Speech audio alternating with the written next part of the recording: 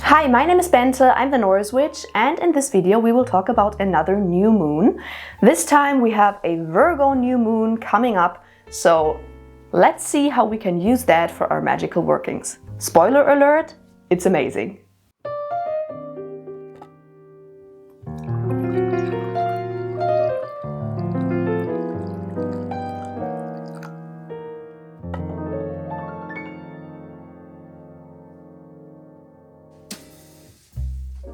First of all, when is this new moon? For all of my German or other Central European time people, it is on Friday, September 15th at 3:39 a.m. So most people will probably do their workings the day before, September 14th. And for all of my Americans in the time zones between Eastern and Pacific time, for my Eastern timers, it will be on Thursday, September 14th at 6:39 p.m. And for my Pacific timers out there, it will be Thursday, September 14th at 9:39 p.m. So you can basically do magical workings right around the new moon. That's really, really cool.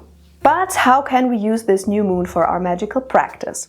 So, Virgo is a mutable earth sign. The earth signs, they usually aren't really flexible or adaptable. They're usually the ones that keep things going as they are. But from those earth signs, because Virgo is the flexible sign, it is the most flexible and adaptable. That doesn't mean that Virgo goes around changing things and initiating things. No, they are the ones from the earth signs that will usually see if something needs to be changed and then change that.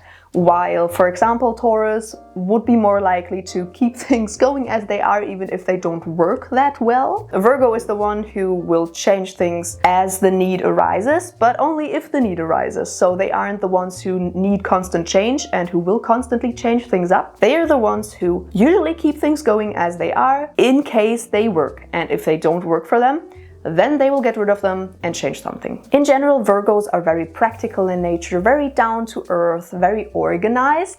Sometimes they are even a little bit perfectionist, or even very much so a perfectionist.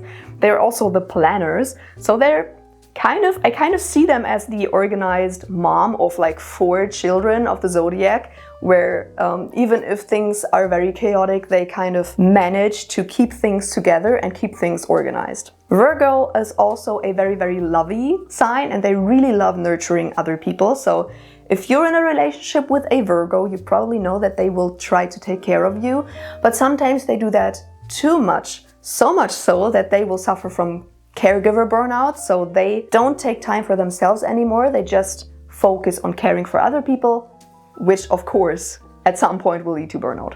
But how can we use that energy on a new moon? As you probably know, new moon, time for cleaning up, planning ahead, setting things up for the new moon cycle, etc. That is perfect. That's basically Virgo in a moon phase.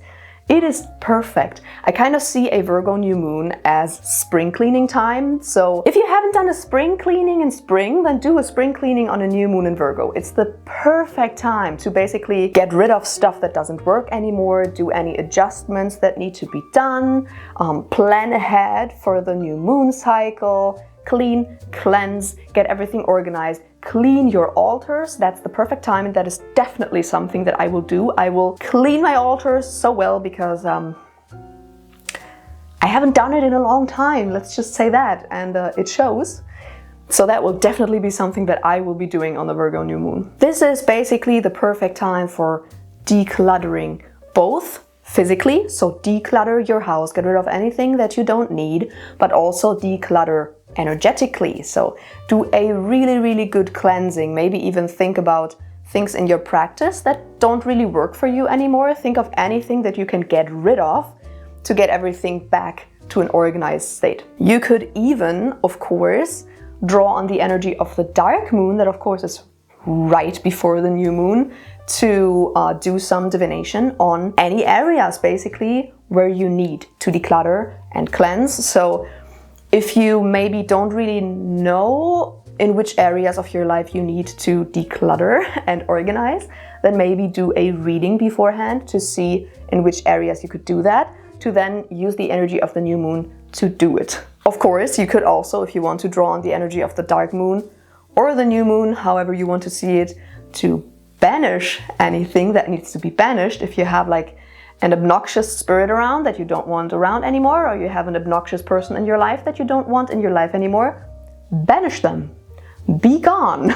Something that I will definitely be doing is planning ahead. Not only for the upcoming moon cycle, to see maybe which spells I want to cast, what I want to do on the upcoming full moon, but planning even more ahead. I kind of really want to use Virgo's meticulous planning skills to kind of see if I can get a little bit more organization into my practice. My practice is usually all over the place. That's just how I work. I just do things whenever I feel like I need to do them or whenever I want to do them and I'm spontaneously motivated. I'm usually not a person to really plan ahead for too long. So I want to see if I can maybe do that and maybe like look at all of the upcoming new and full moons and then maybe make a plan on things that I can do on these moons, or put up a study plan or something like that. A topic that arises for a lot of people all the time is a daily spiritual routine.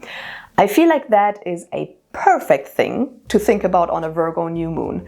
Because of course, yeah, Virgos are planners, they are organized, so why not use that skill to put up a daily spiritual routine? But maybe try to not dive into the doing too much, being a perfectionist side of Virgo and stay a little bit more realistic, because otherwise you won't really stay with that daily routine if you use the energy of the new moon and think, oh yeah, I will do all of these crazy things every day.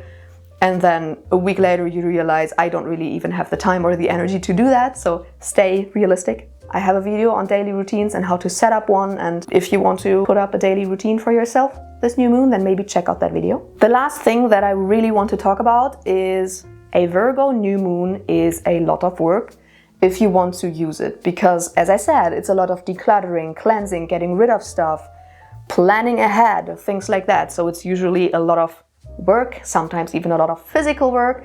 So please just take care of yourself. And as I said, don't lean into the perfectionist caregiver burnout side of Virgo. Please just do as much as you feel like you can do with the energy available to you and the time available to you. Just stay realistic. And if you want to do a lot of things, maybe spread them up into like 3 days of work, 1 day before the new moon, the day of the new moon, and the day after the new moon, because you don't have to do everything exactly on the day of the new moon. So just make sure to stay realistic and don't overwork yourself, please. That being said, those were my ideas for a Virgo new moon. If you want to, feel free to put your ideas in the comments, because you always also have great ideas that I didn't know of and I didn't think of. So please put them in the comments, and maybe if I find a nice comment with very good ideas, I will pin it so other people will find it easier. But that being said, patron shout out. As always, thank you so much to my amazing patrons. Thank you to Segregated Facial Hair, Kent, Kelly Westling, Lisa, Brittany, Emerceline, Smolketa, Josh, Virginie, Joseph, Elinura, David, Christine, Rixie Business, Valo, Annalena, Bast, Kirby, Ashley, Erica, Alentia, Anna, Kristen, John, Phoenix, Anton, Jenny, Maggie, Misty, Amy, Colette, Timothy, Coffee, the Honorary Gossip Squirrel, and last but definitely not least, Bjorn. Thank you so much. As always, I really hope you enjoyed this video. If you did, make sure to subscribe and give a thumbs up, and definitely ring the bell down below to get notified whenever I post a new video or a community post. Of course, feel free to check out all of my other socials, or definitely my shop for ethically and sustainably sourced witchy and pagan goods. Of course, if you want to support me, you can check out my Patreon.